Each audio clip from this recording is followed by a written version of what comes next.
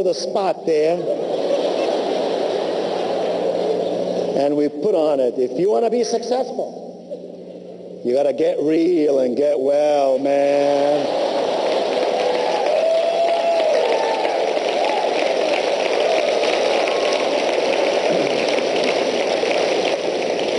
Oh, yeah, I said, hey, come back in my office, let's talk. Sat down there with his manager.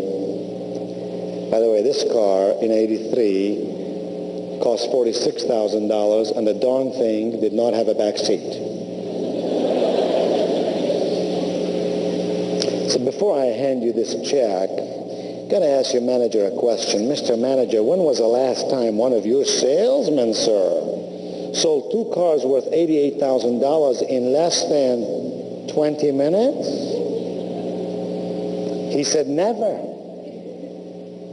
I said, it ain't never going to happen again either. Until and unless you teach every one of your salespeople to stop playing God and start being competent. You could not judge a guy with tennis shoes, blue jeans, and a T-shirt.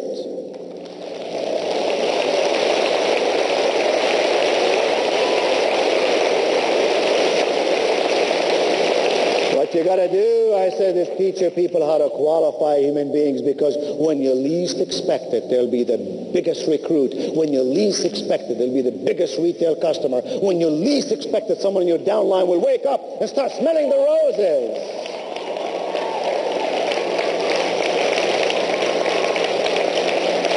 I looked over to the salesman. I said, I got to ask you a question. What gave you the courage to stand in my office in front of my people, having just sold me an expensive car, to ask me to buy another car as if to say, you got a donut? Would you like a cup of coffee to go with it? He said, Mr. Cobain, since I saw you on that Saturday afternoon, I have done nothing but check you out.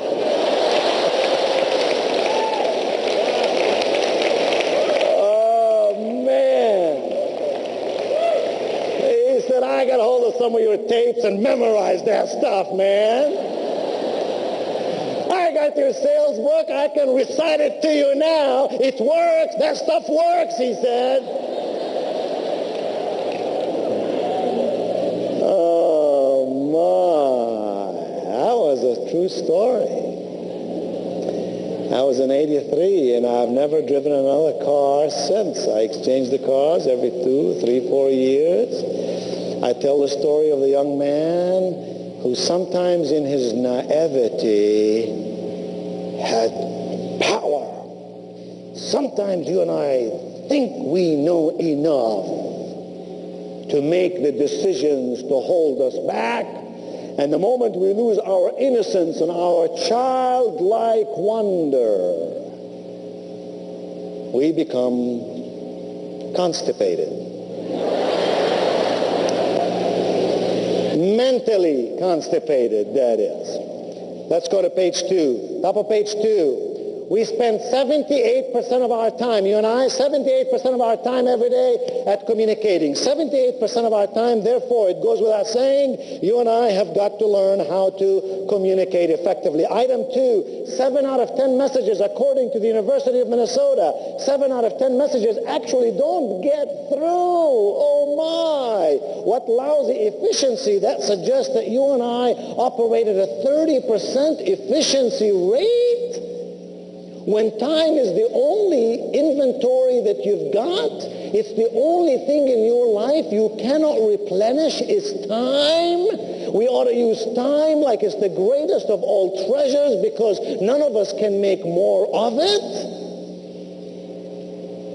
30%, University of Minnesota says, efficiency rate for most people at communication. Here's what they're really saying, item 3. Basically, 70% of one's communication efforts, 70% of one's communication efforts get gargled somehow. They get gargled. By that we mean A, B, C, D. A, they get misunderstood. You say something and somebody misunderstands you. When my son Ramsey, who's 17 now, was about 2 or 3, and I left for work in the morning, I told him, I said, Ramsey, you've been giving your mom a hard time.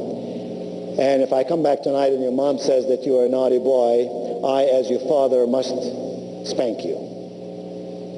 So don't misbehave. Came back in the evening, and my wife made a point of telling me in front of him that Ramsey was a naughty boy. And I called him over here and I said, Ramsey, remember the deal we made this morning? We made a little covenant, you and I. If you don't behave, I have to spank you. Now, I want you to remember something. I'm your father. I love you. I get no joy out of spanking you. The only reason I'm going to spank you is because I love you so much.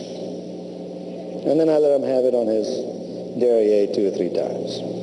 I'll never forget, as long as I live, as this 3-year-old boy looked up at me with tears coming down both of his cheeks as if they were pearls tumbling down this youthful valley. And he said, Daddy. I said, yes, Ramsey. He said, Daddy, I don't want you to love me anymore.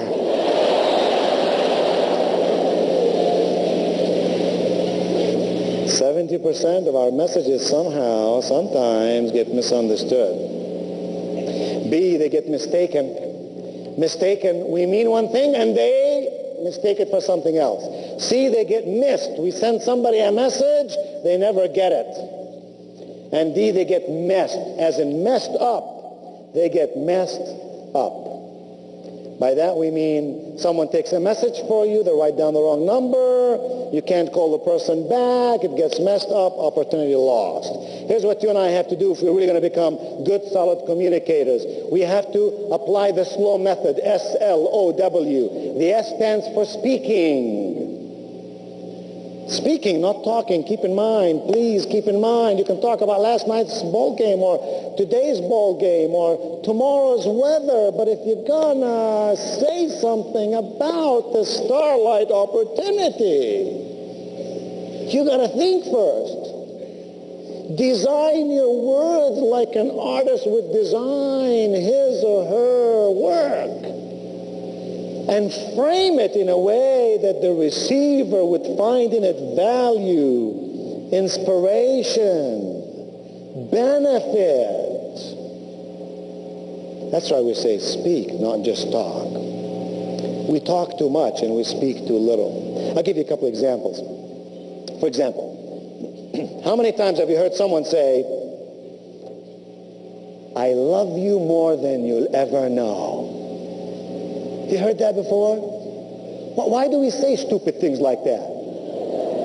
I mean, if you love me, go ahead and tell me how much you love me. Why are you teasing me so much? It makes no sense to me. How about when we say to someone, if I told him once, I told him 1,000 times. Like, he the dummy. No, I the dummy. Because if I told him once and he didn't get it, and I told him twice and he didn't get it, and I told him 3 times and he didn't get it, maybe there's something wrong in the telling. How many times have you heard someone say, let me be honest with you? What's the alternative? Any of you remember the old Geritol commercial?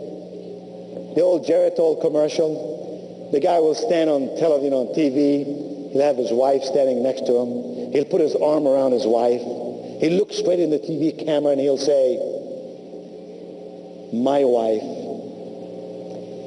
she takes Geritol every day, and I love her for it. Now, I don't know about you. I used to worry about this woman. I'd lie up at night thinking, what if she stops taking Geritol? Who's going to love this woman?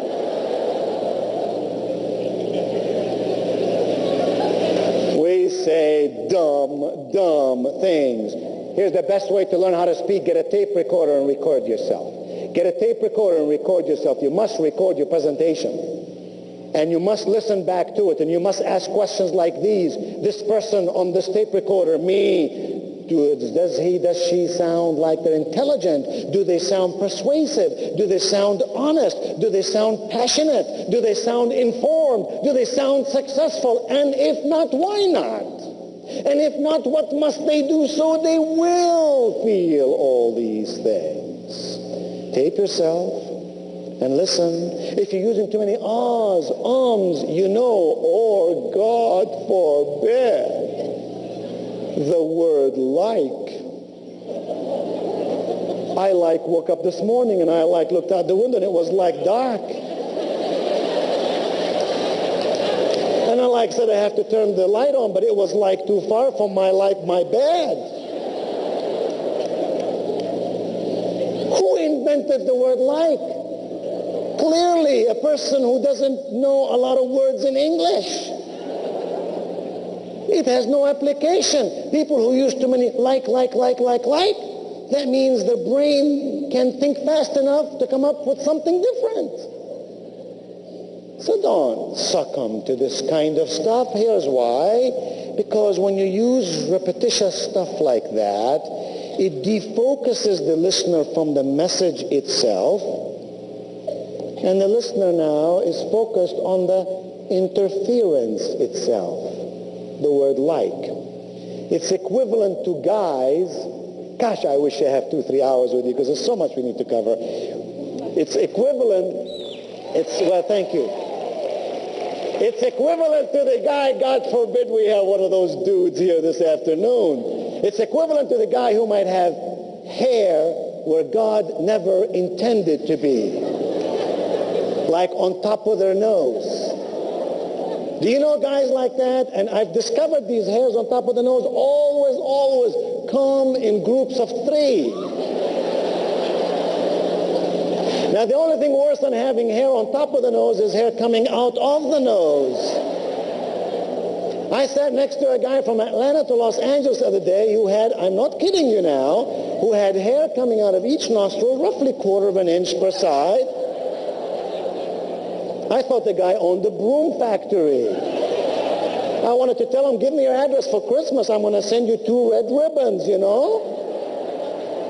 And then it struck me, how can this guy miss this hair coming out of his nose? Because I couldn't help but notice that he had no mustache. I ask you, when he shaved that morning, what did he do? Lift those up and...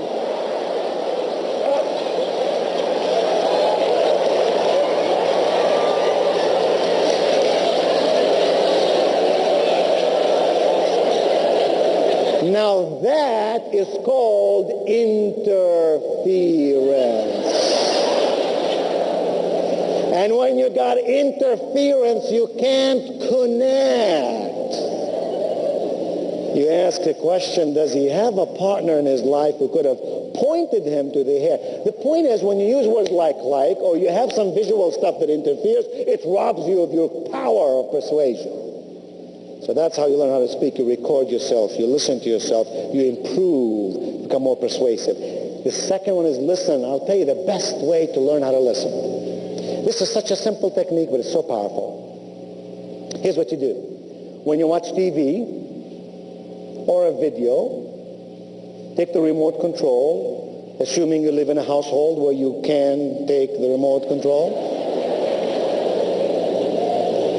And as the newscaster reads the news, for a whole sentence, mute them, and out loud repeat what they just said.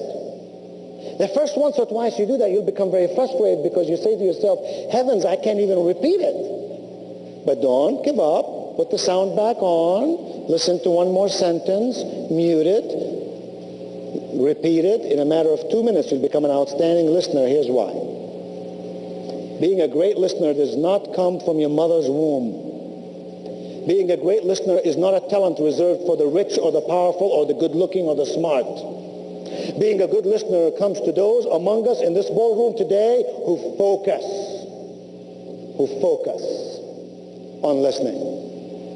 And you know how you focus on listening? when you determine in your heart and your soul that this person with whom you're speaking is a creature of God. If this person is a creature of God, he must be important. And if he or she are important, they deserve to have me pay attention to them. It's simple. The O stands for observing. Not just seeing, but observing. 95% of the people who will meet you or me will make an impression of you or me in the first 30 seconds they meet us. Is that fair? I think not. Is that what happens? Indeed. So I have a choice. I fight the world in its ways, or I survive and thrive and excel in spite of its ways. I seek not to waste my time on that which cannot be done. I search for ways to invest my time in those things that I can, in fact, have some impact upon, so I can move forward, not sideward, and not backwards. Observing is powerful. And most of us are not as good at it as we think we are. We think we can look at someone and read them, but we really can't. And yet if you're trying to persuade someone about something, recruiting someone in your downline, you've got to watch them, because the greatest salespeople on the face of this earth are those who listen and observe their way to more sales, not the ones who talk their way to more sales. Think about your best pals. Your best pals are the ones who listen to you, observe you, and say, is something wrong? Can I help in some way? They know when you're not feeling well. And observation is an interesting technique. Let me ask you to do something for me. Take your right arm, stick it ahead of you like this, index finger and the thumb, make me an O like Campbell, alphabet soup, O, very good. Now if you will please, do exactly as I say, do as quickly as I say, do it. Do exactly as I say, do as quickly as I say, do it. Do exactly as I say, do. I have to repeat the instructions 3 times in case there's some Democrats here. You got to do exactly as I say, do. Don't worry, I don't belong to any organized political party. I'm a Republican. Do exactly as I say, do as quickly as I say, do it. Bring the hand very quickly to your head. Very good. To your chest. You're terrific to your back. Fantastic to your right leg. Superb to your chin. My,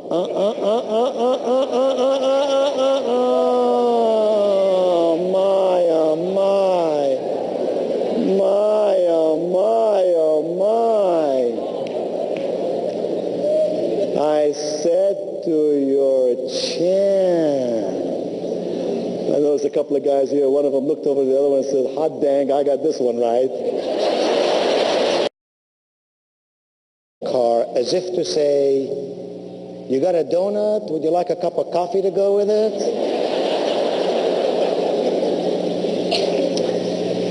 He said, Mr. Cobain, since I saw you on that Saturday afternoon, I have done nothing but check you out.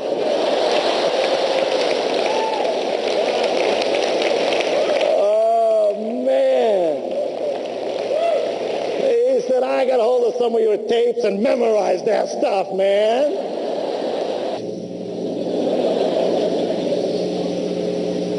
So before I hand you this check, I'm going to ask your manager a question. Mr. Manager, when was the last time one of your salesmen, sir, sold 2 cars worth $88,000 in less than 20 minutes? He said, never. I said, it ain't never going to happen again either. Until and unless you teach every one of your salespeople for the spot there, and we put on it, if you want to be successful, you got to get real and get well, man.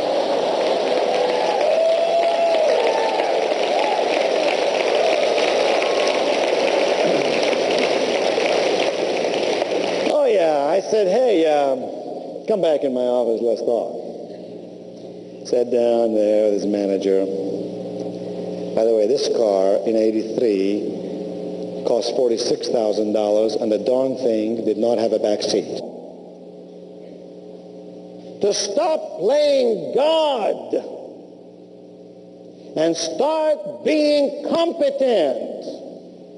You could not judge a guy with tennis shoes, blue jeans, and a T-shirt.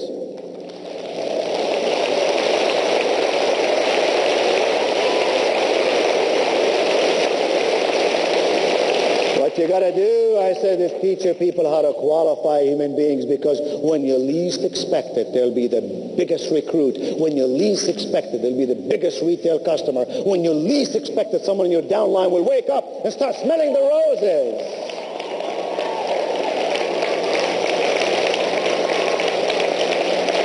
I looked over to the salesman.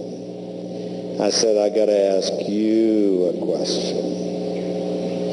What gave you the courage to stand in my office in front of my people, having just sold me an expensive car, to ask me to buy another